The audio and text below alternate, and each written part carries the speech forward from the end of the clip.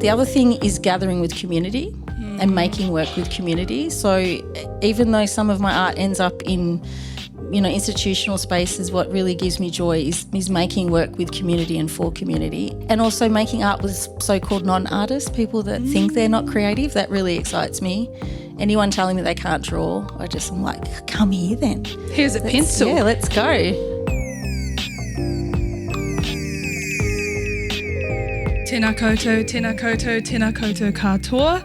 My name is Maria Birch-Morunga and I am the host of Colourbox Studio Creative Conversations. Very happy to be here. As a manuhiri, as a visitor on these lands, it's really important for me to acknowledge that the Arts Centre Melbourne sits on a site that has been a gathering place for song, storytelling and community for First Nations people for millennia. On behalf of Colourbox Studio, I acknowledge the traditional custodians of the lands, the Wurundjeri Woi-Wurrung and the Bunurong people of the Kulin Nation. I pay my respects to the kaumātua, the elders, past and present. This land always was and always will be Aboriginal land.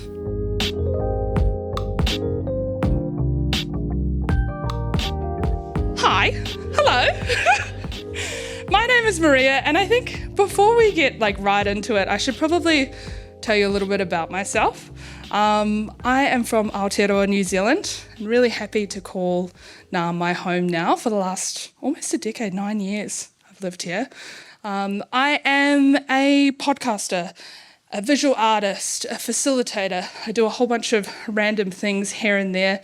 And as an artist, I've had the privilege of being interviewed by Colourbox Studio in their online artist series.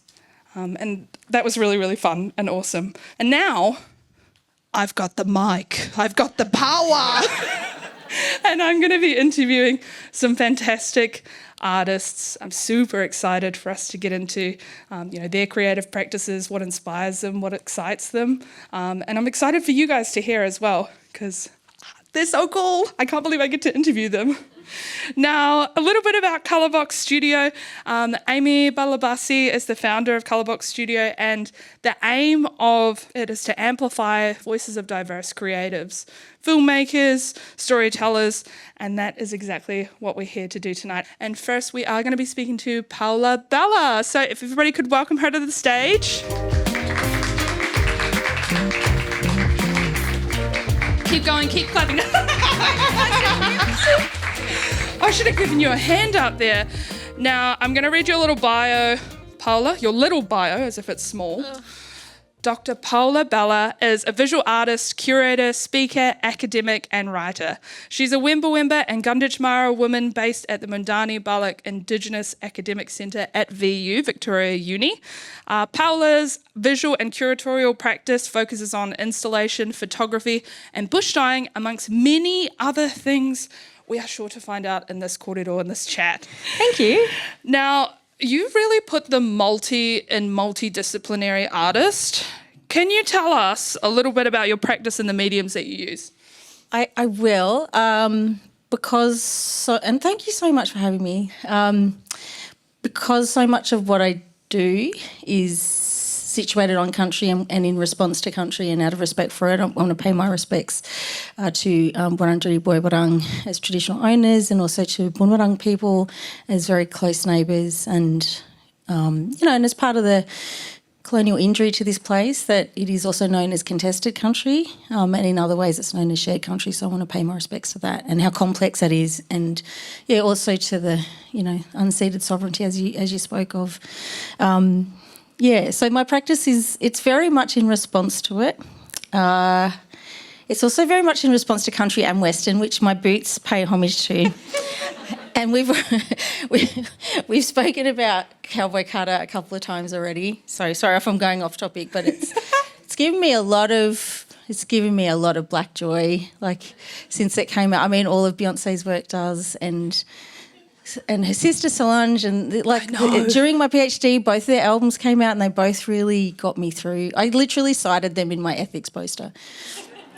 I did. I have quotes from both albums. Oh my God, as you should. A Seat at the Table is one of my favourite albums of all time. Yep. It's just impeccable. Yep. A perfect album. Yep. Yeah, we were this close to playing Cowboy Carter when everybody walked in, but I was like, maybe we don't need to do that because I'm obsessed with it. I did listen to it on the way in, as per usual, and I'll say that I have no clear vision when it comes to Beyonce. I'm completely biased. I don't care. I have no, I just love her unconditionally. We need unconditional love for certain things that give us joy. And so, yeah, that's it for haters. And anyone's opinion on her cover of Jolene, I don't care either because... It's a bop. It's a bop. Yeah, I'm not saying that it might not be problematic in some ways, but I love her so much that I forgive her for it. And also because I grew up on country and western, and I don't know if everyone knows this, but blackfellas are obsessed with country and western music. So I don't know if you know that in general. I didn't. Well, I didn't grow up here, so... It's a real thing. It's a real thing. And it was a schoolyard fighting topic about us liking something that people perceived as redneck and racist. But It's like, it was made by Indigenous people. It was made by black people. It was made by people of the land. And I don't know if have you heard Dolly Parton's American podcast? No. Dolly Parton's America, if anyone knows it. Tell us. She talks about the Arabic influences in her music in the Appalachian communities where she came from, and the people who were travelling over in ships and migrating at the time influenced the early beginnings of folk music. So it's why she plays such unusual scales and yodels and sings in that way.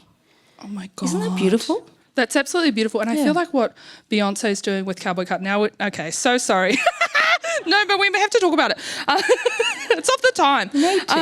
But I feel like what Beyonce's doing with Cowboy Carter is just reminding everybody that's where country came from, by the way. Yeah, I mean, she's from Houston. Like her family, she's getting told she's not really country, and it's who's saying this? Why are they even bothering to say it? Who cares? Like, it's like let it be and watch what happens with the third one anyway. So Renaissance was very important to me and my daughter, especially Rosie Kalina, who's an amazing artist and producer in her own right. And it's something we share. It gives us a lot of, because there's a lot of hard stuff that we deal with in our practices, and and also acknowledging my sister, Sil Teo, who gifted me the Skafea. And, as Aboriginal people, and I speak on behalf of myself and my immediate family, that we are in solidarity with our Palestinian siblings. And you need to find moments of joy to give you the energy to keep doing the work. Yep. So it is really important. What other moments of joy do you find that helps you be resilient and create? I think really, honestly, tea, lots of tea. That was my rider because I'm such a celebrity. I'm like, I want a cup of tea, please, Amie. Tea and an egg sandwich. Yes. So egg sandwich representation, guys. Because a takeaway egg sandwich will make me really happy. So it's like my mum always talks about this, and she's an elder, my mum's such a survivor and artist and, poet and creator in her own right. Her name's Margie Tang. And she always says it's the little things that are important. And she used to say this decades ago, and I never fully comprehended what Mum was talking about. And this year I'm 50, and last year Mum turned 70. And now as I'm moving into a stage of life that she's already been through, it makes more sense. The other thing is gathering with community and making work with community. So even though some of my art ends up in institutional spaces, what really gives me joy is making work with community and for community. Sorry, I'm tapping the microphone with my glasses. No. Yeah, we gesticulate wildly. My dad's also Italian, so I can't stop myself. It's in your blood. Yeah. I mean, as mob, we do it a lot too. And then with the thing with Dad, I'm like, I have to hold my hands down sometimes. It's all really important. So I get a lot of joy out of making art with other people, for other people, and also making art with so-called non-artists, people that think they're not creative. That really excites me. Anyone telling me they can't draw, I'm like, come here then. Here's a pencil. Yeah, let's go. Yeah. It sounds like your family is quite creative. Can you pinpoint, like, has creativity always been an outlet for your family, or can you remember when you started creating art? I do remember, and yes, my family are super creative. So my Wemba-Wemba, my matrilineal side, so that's mum's side. So we are Wemba-Wemba and Gunditjmara people, but a lot of the Victorian Aboriginal mobs, we follow our matrilineal line, not all, but we're very matriarchal, and that really informs my work as well. So I can go back to my great-great-great-grandmother as far as my Wemba-Wemba women go. So we're very staunch in that line, and it's also a part of being strong in your identity that, you know, I don't particularly identify as with the words Indigenous and Aboriginal and First Nations, even though they're convenient and they're a convenient way to convey, you know, sort of collective ways of identifying quickly. But I've never had anyone say to me, you don't look Wemba-Wemba and Gunditjmara. I've had a lot of people say, oh, but you don't look Aboriginal. Really? Which part? How are you? And I'm like, there's no part. I'm not a pizza. There's no half. No. It's just, I'm a full human being. Yeah. And I'm fully part of my family and community. So I really nerd out about the work of Gloria Anzaldúa, who talks about borderlines and was an incredible Latina scholar who spoke about speaking back to things like the term mestiza, which is when you're, you know, mixed culturally, but saying that you have to remind people to not split us into binaries, that we're whole humans, and it's actually colonialism and the violence of that, and you know, the constraints of you know, heteronormativity being placed on people and trying to split us up into, you know, being easier to identify. If you're easier to identify, people want to control you. It's easy to control you. It's easier to sort of try to break you down. But when you confound people with the multiple parts of yourself and that plural identity, it's something very unique and very important to hang on to. And it's like we're creating, you know, a new way of being all the time. And I think when you were saying that it's convenient to be called Aboriginal or First Nations, it's convenient to call yourself those things. The question that popped up in my mind is, like, convenient to who? You know? I think, like, especially, I mean, I teach a lot of students, particularly international students, and you have to sort of start out here and bring it in because the lack of knowledge about us as Aboriginal people and our resistance and the impact of colonial violence and invasion here is so unknown and so still not taught enough in primary and secondary schools that by the time you get to uni, your student might be taking an Indigenous unit for the first time in their life. They might be meeting an Indigenous educator for the first time in their life. And then if you're an international student, that context is even more separate.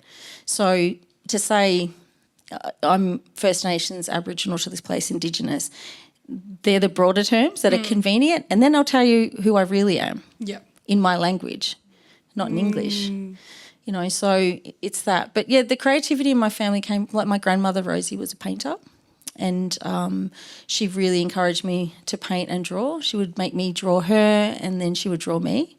So we'd do these exchanges, and that's one of the best things you can do with kids, just to sit with them. And, you know, if you ever had the pleasure of sitting with a child and saying, do you want to draw pictures? Yes. Like, most kids will enjoy that generally. It's an exchange, it's a conversation. Yeah, and it can be funny. Yeah. You know, and it should be funny. Like, it'll bust your ego if a kid draws you in a way that you find non-complimentary. It's like, that's not what I look like. But it's funny because, you know, they'll crack your ego right open, you know, and they're honest. They don't have a filter.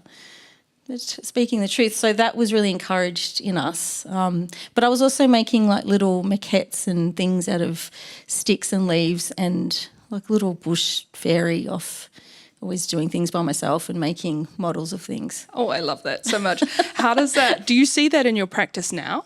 That, you know, the kind of silliness? Basically making the same thing I was making when I was a kid. It's just on a bigger scale, and sometimes people pay me to do it. Yes. We love that. But I realised that's what I was doing, and it only sort of happened maybe last year with Shadow Spirit at Flinders Street that the incredible Kimberly Moulton curated, Yorta Yorta, like extraordinaire curator and visionary. So it was a real honour to be in that show, and I made a version of the houses, the sort of installations that I make, and I projected a film into it. But I also collaborated with my Calabrian Sicilian cousin, Paola, who's a filmmaker, to make the film that sat in there. So that was really important to us because we're exactly 9 months and 1 day apart. And we're more like sisters and very close as friends. And if if any of you that have a cousin that you get to be really good friends with, you know how precious that is. Yeah. It's a very deep bond that you have. Yeah. So I realised I was just making multiple versions because we moved around a lot when I was a kid. So I am now living in, I'm 50 this year. This is the 40th house that I've ever lived in. House, home, caravan, a couple of caravans, a couple of like little bungalows. We moved around a lot, and then I moved around a lot in my 20s, and even at the moment I'm still renting, so who knows if I'm moving again. It's hard with out, the way things are. So I think I just kept making these versions of a dwelling that I could permanently reside in, but most of the time it lives in my imagination. So I love making these dwellings, but they're also paying respect to the mission houses that my matriarchs were forced to live in on country during the assimilation period. So, yeah. And those stories, you've learned them from your family? Yeah, they're all storytellers. You just, even if they don't call themselves that, they will repeat stories. And again, when I was younger and didn't fully understand, I'd be like, oh, Mum or Nan, they're telling me that story again. And you realise the repetition, there's something very special in that, and that is your culture being taught to you by repeating it. And sometimes there might be a little difference in how it's presented or a little flourish added, or someone will say, no, remember, no, that's not right, that part's not right. So it's a living thing. Yeah. So, they're amazing storytellers. That's so gorgeous. I guess it goes back to when you were talking about creating art with people who don't think they're artists. Like it reminds me of that your family are storytellers even if they wouldn't call themselves storytellers. Yeah, I love celebrating the art of the everyday. Like I live in Footscray. I was born there, but then grew up. So Mum and Dad, they actually opened a restaurant in Footscray in 1974 that's still there, and it was the first Aboriginal Italian restaurant in Melbourne.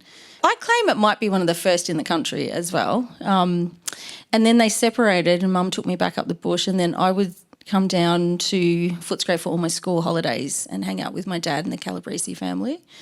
So in Footscray, the landscape's changing a lot, the gentrification, the apartments and everything that's going up.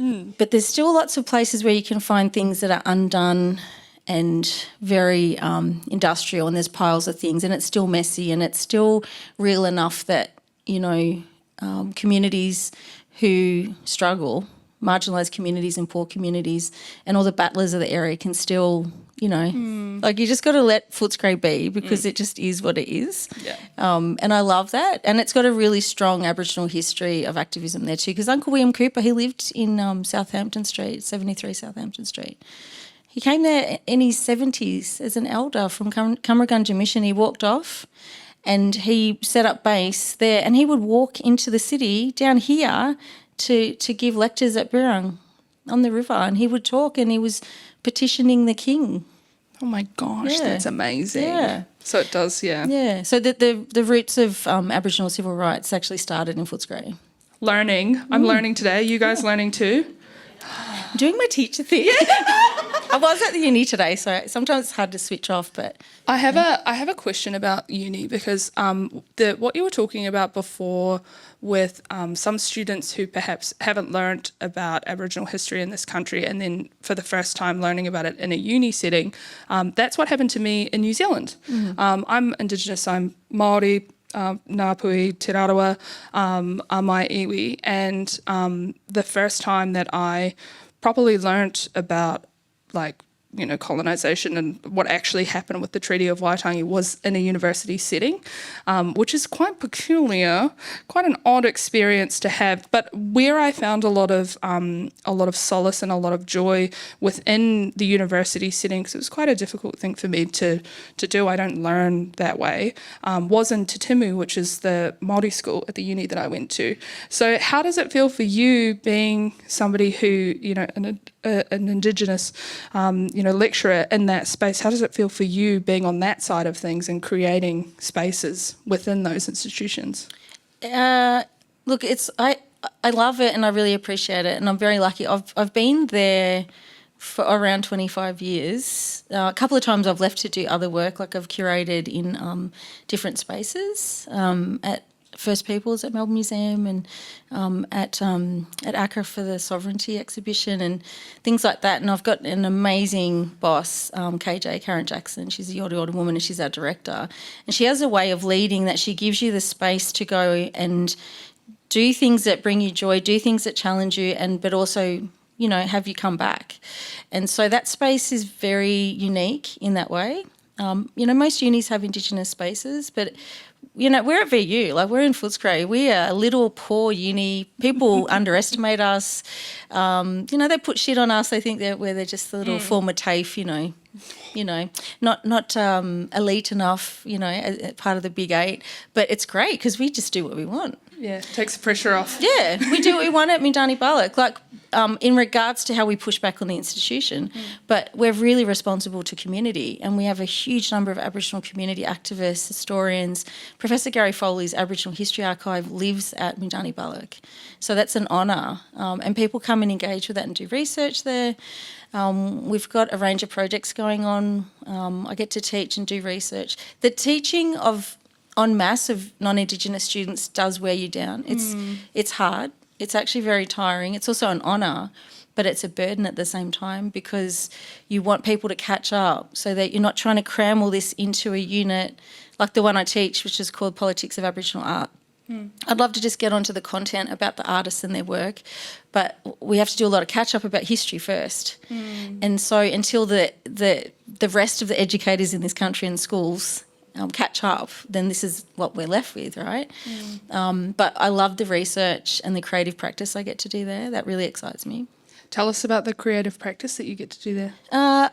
Well, I feel really grateful because it's an extension of my PhD work, which was looking at the erasure of Aboriginal women in visual arts and in leadership roles and in galleries and, who the directors are of these institutions. So, but, you have to sort of question, like, is success changing that, or is it us creating our own, Indigenising spaces, rematriating, reclaiming spaces, and doing things collectively as opposed to that, triangular leadership, top-down, ugly capitalist, way of doing things anyway. So it's like, where is the most potential for transformation within people and within community? That's what excites me. And we do a lot of creative research. So we're using creative methodologies to, really change what the concept of research itself is. And it involves arguing a lot with the institution, which is exciting.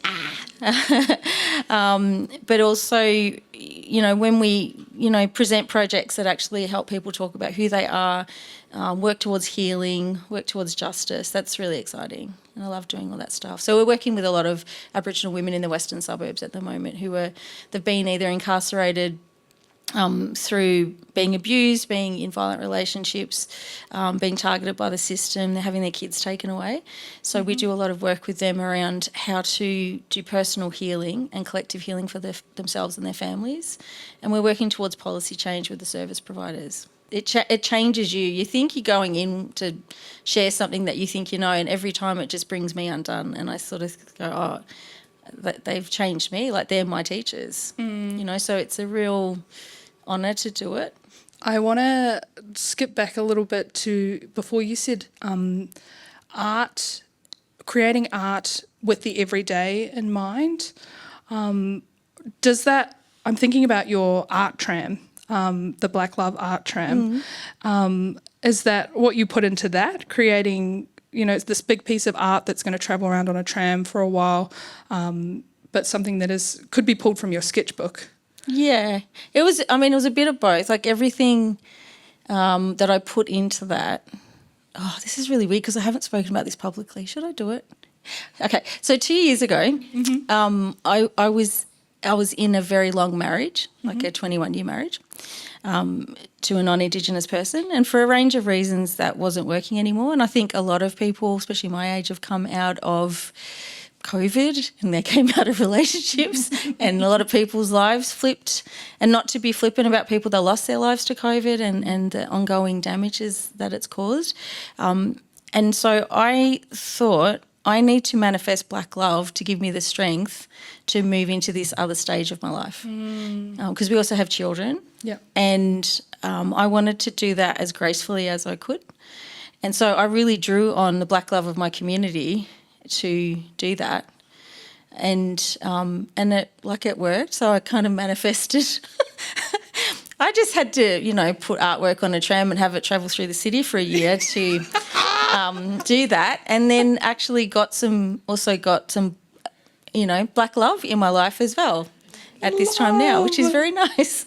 Oh, I love as well to as hear community that. love. I got some romantic love, so it's really nice. Yeah, that's gorgeous.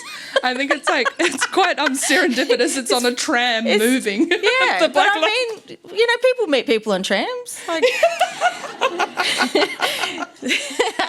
so, the personal and the political are very, tied together for me. And, those materials are all from, an art shop in Footscray that I've been going to for like 20 years. And it was just a modest drawing that I thought, oh, I'll have a go. I didn't have any confidence that it'd get selected, but when it did, I was just really excited. And it did bring a lot of joy. Like, I had relatives and friends telling me, oh, I saw your tram, and they'd send me little videos. And I felt just as excited for the other artists. There were 6 of us in 22. This year, there's been more. There'll be more again. And it's just such a great program. Yeah. My gosh, that is so cool.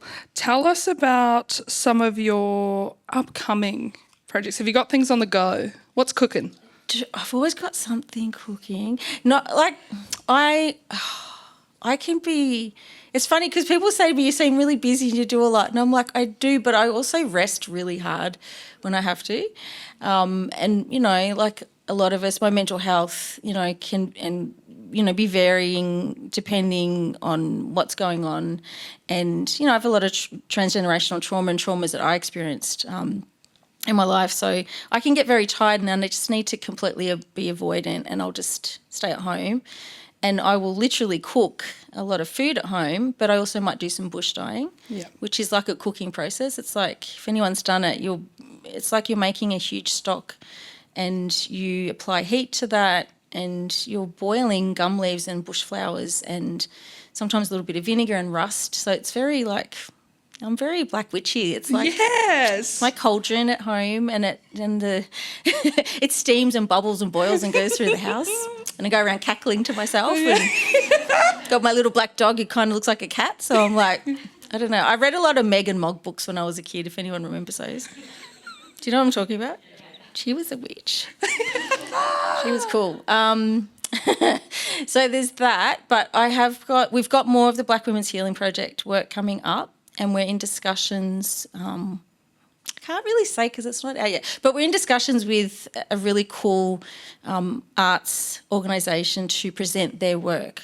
So that excites me because they do not describe themselves as artists, but I've taught them bush dyeing, and I'm really looking forward to bringing up some of their stories to the surface and then figuring out ways we can curate that into that space and get them some, recognition and have their voices heard, and just give them the buzz of being, in a space where they're being celebrated, and have their family and friends and community see what they can do, and just to hear what they are experiencing and to provide some healing for them. That excites me a lot. That's so special. The cooking. I love the cooking so much.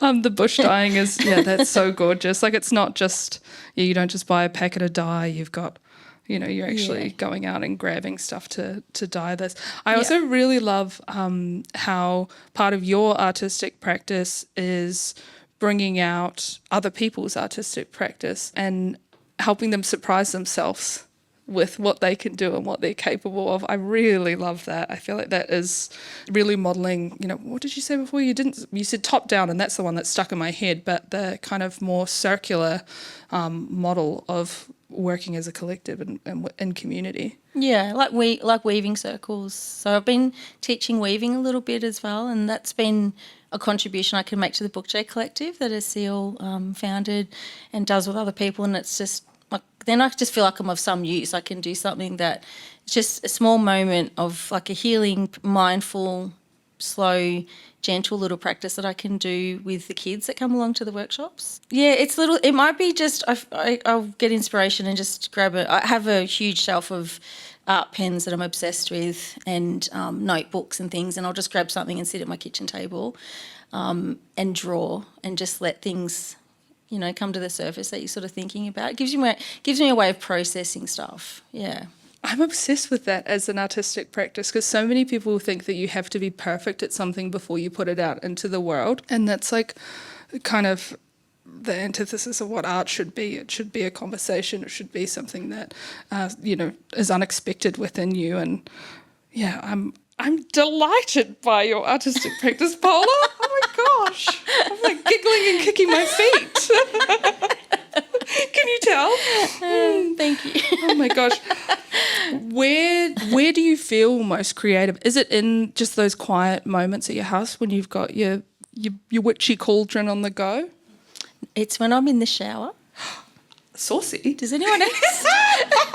And also when I'm in the Bunurong Aquatic Centre hydro pool and the spa with a lot of elderly people that I love hanging out with, because I work out there, and there's not a lot of young people there, which I like because their energy is very calm, and they're also really flirty and cheeky, and so they just they're there hanging out and trying to pick each other up and just being funny and adorable. There's a lot of elderly Vietnamese community and a lot of South American elders, and it's just beautiful. So I just sort of, once I get into water, I can let my mind wander, and and I'm, neurodivergent, so in the water I tend to rock a lot, and I didn't know what that was because I've been doing that my whole life, and now I understand, I do a bit of stimming and stuff, but I didn't know.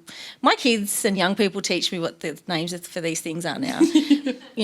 I just got called weird when I was a kid, and I got bullied a lot. So the things that I was doing, they actually became the stories for my work. So all the things I got attacked for are all the things that I now get valued for. So I love sharing that with young people as well, that, bullying does feel devastating when it's happening, but please know it's because the bully sees something in you that is triggering them for whatever reason, not justifying any of their behaviour, but it triggers something in them that they know you've got, and it irks some people. Yeah. And I think when you've got that vulnerability, you have to really protect it and see it as a superpower or a strength, or just something very fragile, something very vulnerable. 'Cause sometimes it feels really strong, and sometimes it feels like it makes you too vulnerable and too much of a target. So you've just got to find a place to be okay with it. Yeah. And then, just let yourself be as weird as you need to be, because one day people, they might not, but as long as you start to perceive it in a way that you're not seeing yourself as deficit or bad, and that all those outside experiences are formative, and it just takes time to get to a point of living with it. Yeah. Yeah? Yeah. One of my friends, I was mentioning to her, I was like, oh yeah, I have ADHD because I'm also neurodivergent, as I'm fiddling with my fan in front of me. But I was like, oh yeah, I have ADHD. And she was like, aren't we all a little bit neurodivergent? She's like, isn't that we're just tutu, we're just playing with things, we just pick up things and put them down and play with them and channel our frustration or vibes through them. And sometimes that ends up in creating art or creating little bush fairies or, stuff like that. I think it's beautiful. One of the questions that I'm really interested to hear your answer about is that there's kind of this, I've experienced this, I don't know if you have, but there's kind of this stereotype that people of colour or Indigenous people can only create art from a traumatic place, or can only create art around trauma. Obviously your work, what we've already talked about, challenges that, but how else do you challenge that in your work and your art? I think, for me, especially with those installations that people can walk inside of and sit inside of and smell and touch and feel, and sometimes I put cushions on the floor and just say, you can lay down in here and have a nap if you want to. My goal when I started making them, which was most explicitly with the PhD installation at Footscray Arts, I wanted to really challenge non-Aboriginal people to understand what our people had experienced and continue to, but I wanted my people to feel comforted when they went in there.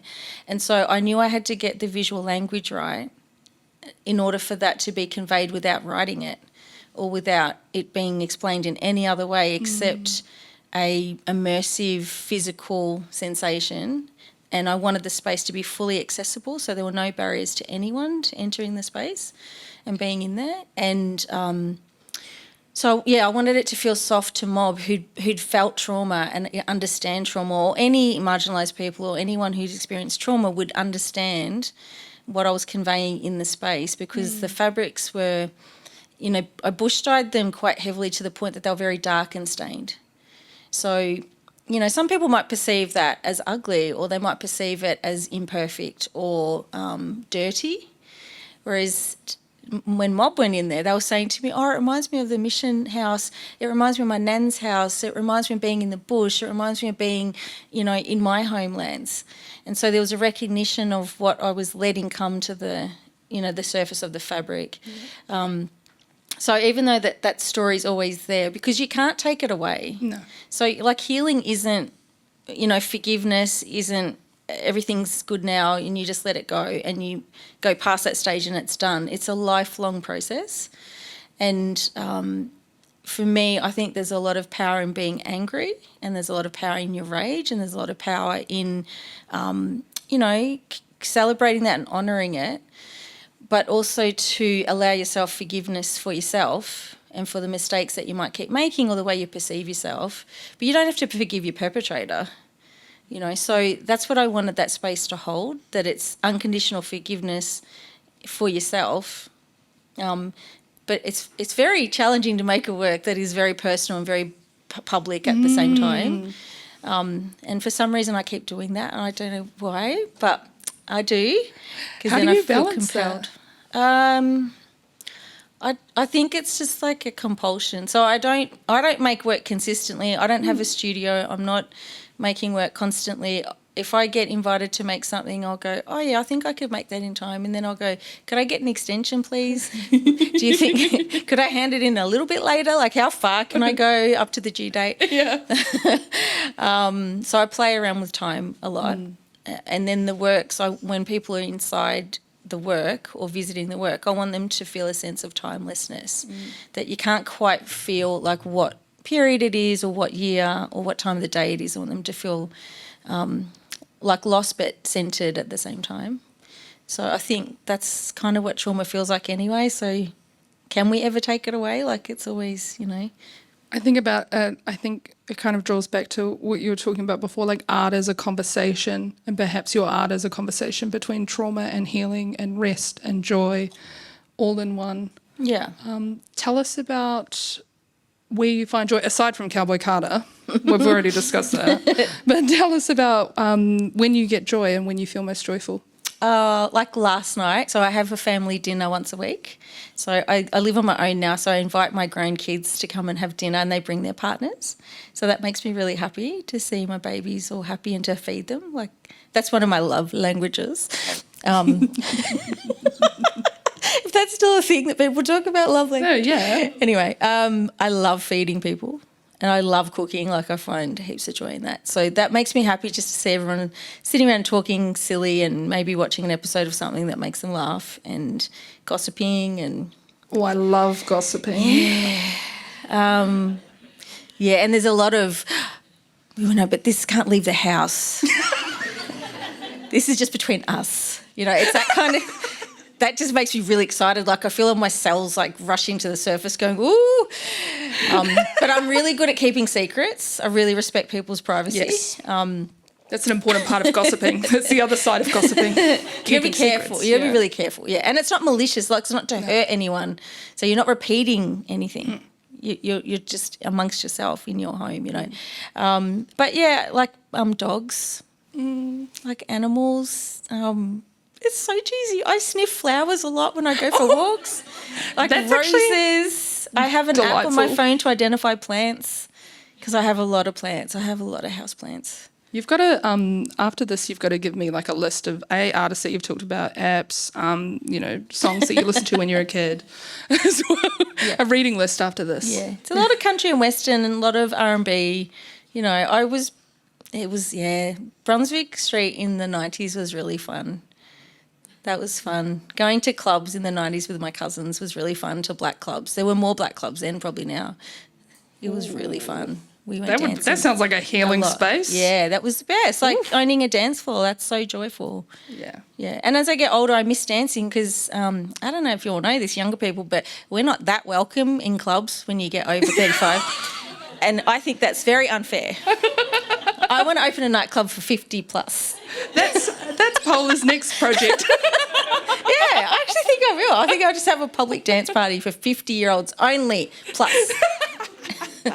No, that's youngins.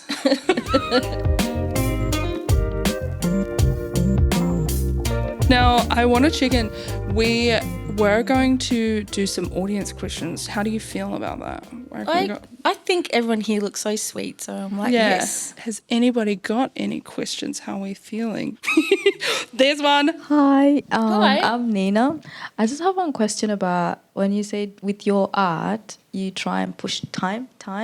And I remember there was a conversation I had with a few of my friends back, I think, before COVID. And I remember when they said, with us, I'm African, there's a sense of our timing with everything is a little bit different to when you go to the Western time, when it's like very particular by on time, this particular time. So when you push your timing with your art, does it feel like you kind of play into that? Because it feels somewhat relative when you did say that you make it very much particular about your way of interpretation, not how time is relatively put in the Western world. Is that your go for it? Yeah, kind of. I love playing with time, but it also gets me in trouble a lot because I'm late a lot. And I'll experience it myself. I'll think, oh, that's so rude, they didn't show up on time. And then I'm like, what am I doing? I'm late all the time. And we talk about time so much, but it's like, it's really this construct that our people didn't live with. Well, they live with time, but it's different because we talk a lot about sunrise to sunset, as in the day and also in a lifespan. So if someone passes away, like when we say goodbye to them on the funeral booklets, even on the headstones, we'll say their sunrise was this date and their sunset was this date.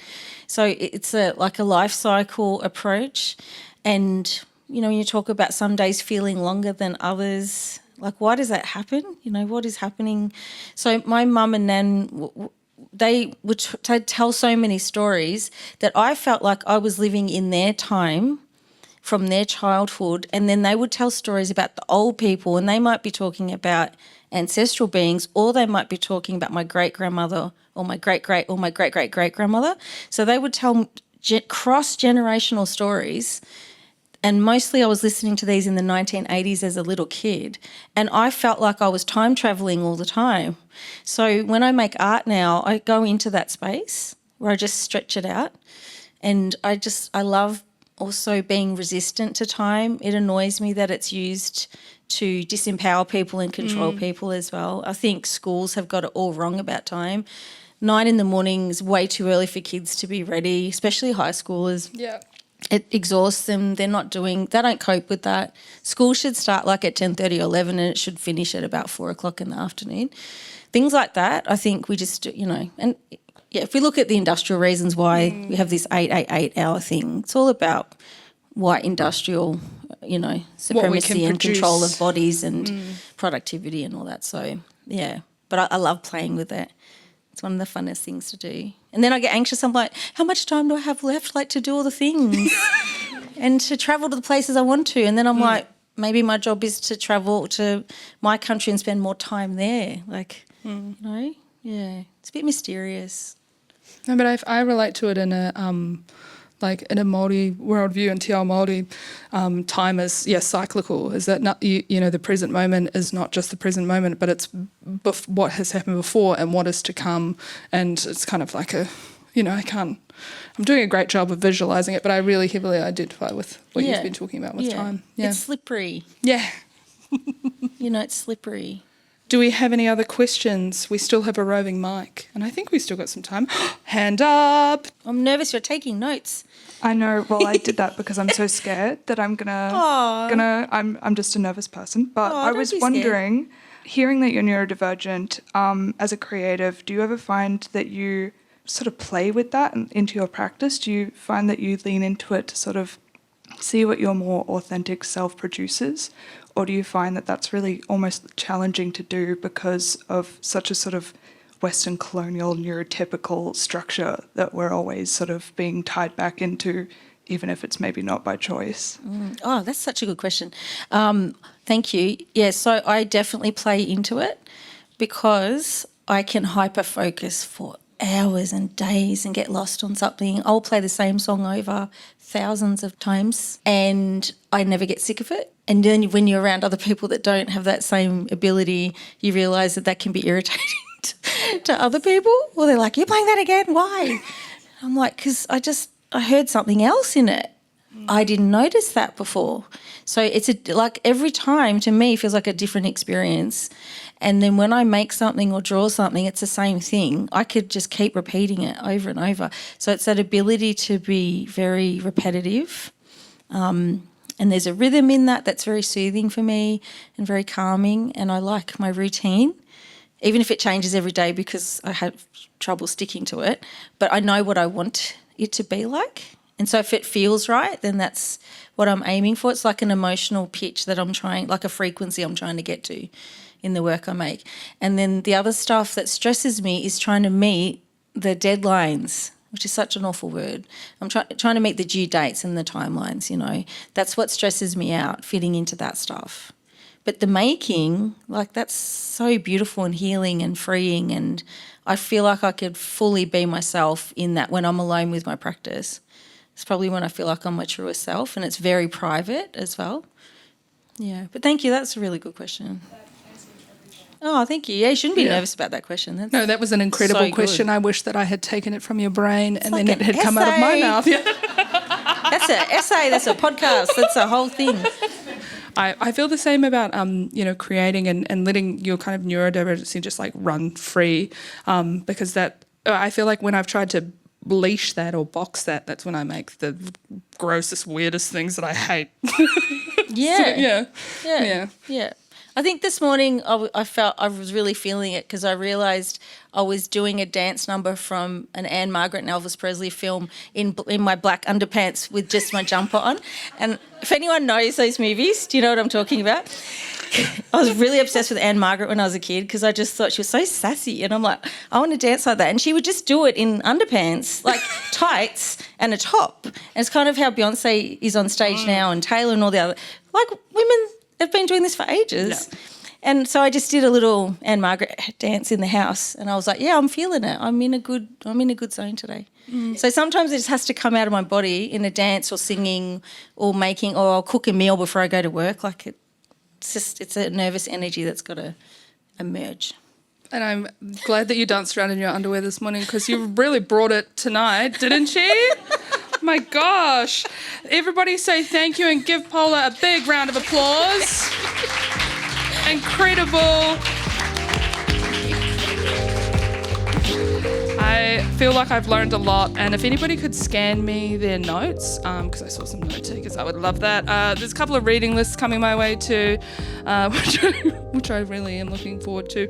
So I want to say thank you to Amie Batalibasi and Rose McNeil-Young from Colourbox Studio for letting me hold the mic. This episode was recorded at the Channel with support of the Arts Centre Melbourne's Play program. And yeah, thank you guys so much for tonight.